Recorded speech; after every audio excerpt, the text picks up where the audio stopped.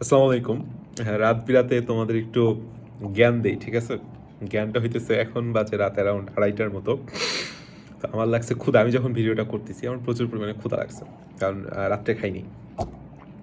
তো এখন আমি কি করব? আমি তো থাকি পুরান ঢাকায়। তো পুরান ঢাকায় সারা রাত ভরে সব দোকান খোলা থাকে। মানে তুমি রাত্রেবেলা কাবাব খাইতে চাও, কাচ্চি খাইতে চাও, মোরগ পোলাও, তেহারি সব। তো আমি তোমার এই ভিডিওটা করে আমি চাবি নিচের গেট টেট সব লাগাই দিছে দারোয়ান। বিল্ডিংয়ের চাবি খুলবো, খুলে যাব, যায় কাচ্চি খাবো, কাচ্চি খাই আবার আসবো, ঠিক আছে?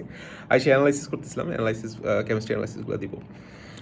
মেইন থিমটা একটু বুঝো, আমার কাছে হঠাৎ করে ক্লিক করলো। দেখো, খাওয়া দাওয়া মানুষের একদম বেসিক নিড।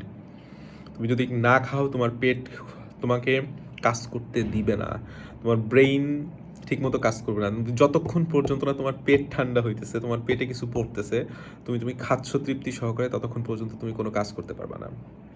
সেকেন্ড টাইমার্সদের এই যে ক্ষুধাটা থাকা লাগবে, যে আমি যতক্ষণ পর্যন্ত এই পড়াটা কমপ্লিট না করতেছি, এই পড়াটা অ্যাকচুয়ালি ইফেক্টিভলি শেষ না করতেছি, আমি এই পড়াটা পারার মতো করে শেষ না করতেছি, আমি শেষ পর্যন্ত একটা মেডিকেল সিট না ইনশিওর করতেছি, ততক্ষণ পর্যন্ত আমি কারো কোনো কথা গায়ে লাগাবো না।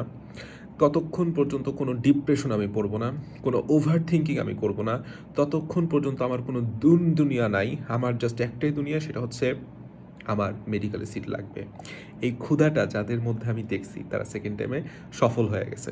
সো তোমার সেই হাঙ্গারটা থাকতে হবে। Be hungry. Thank you very much. Best of lakh.